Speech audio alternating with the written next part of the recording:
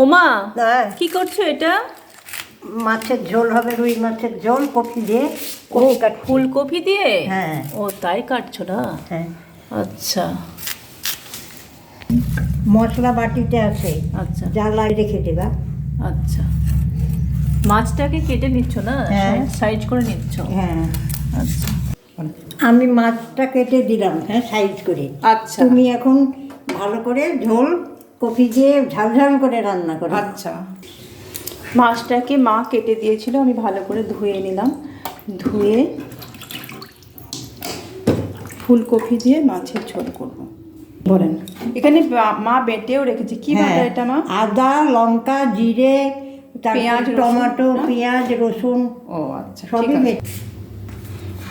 মাছগুলো ধোয়ার পরে লবণ হলুদ মেখে নেব।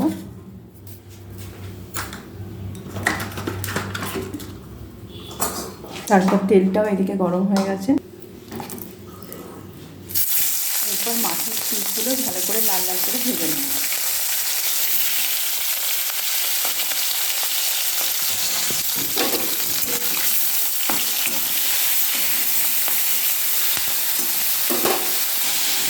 এখানে কপিগুলো ধুয়ে তুলে নেব।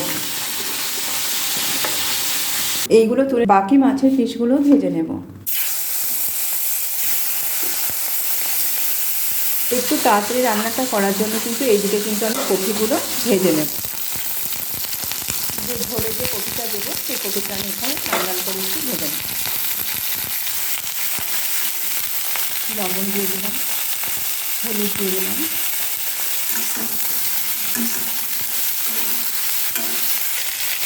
ওদিকে কপিটা ভাজা হতে হতে আমি বাকি মাছের মাথাগুলো এখানে ভেজে নিচ্ছি।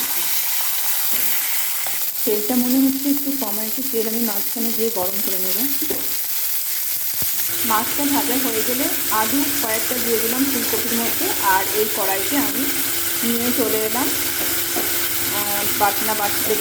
এই কড়াইতে ফুলকপি আলুটা ভেজে নিয়ে মশলাও এর ভিতরে দিয়ে দিলাম, আর লবণ হলুদ তো আলু থেকে দিয়েছিলাম, পুরোটাকে আমি ভালো করে ভেজে নেব। এরপর কপি আলু ভাজা হয়ে গেলে এর মধ্যে আমি জল দিয়ে দিলাম। জলটাকে ভালো করে ফুটিয়ে ঝোলটাকে ভালো করে এবার ঝোলটা ফুটে গেলে মাছগুলো দিয়ে দেবো। তারপর একটু ফুটে গেলে নামিয়ে দেব। আলু আর কপিটা ভালো মতো সিদ্ধ হয়ে গেলে তখন নামিয়ে দেব। এখন একটু ধনে পাতা দিয়ে দেবো,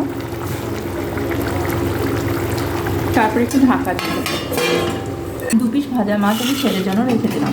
ওমা, আর কি রান্না করেছো তুমি? আমি তো ঝোল রান্না করছি, মাছের ঝোল। হ্যাঁ, আমি ভাত রান্না হয়ে গেছে? হ্যাঁ, এই দেখো ভাত। ও আচ্ছা, গরম ভাত হয়ে গেছে। হ্যাঁ। আর এখানে কি আছে?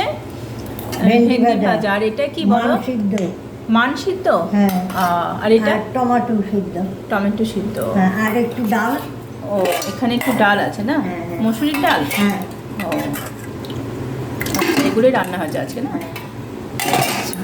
আর আমার মাছের ঝোলটাও কিন্তু হয়ে গেছে, আলু সিদ্ধ হয়ে গেছে, কপিও সিদ্ধ হয়ে গেছে। মা, এবার তুমি খেতে বসে পড়ো।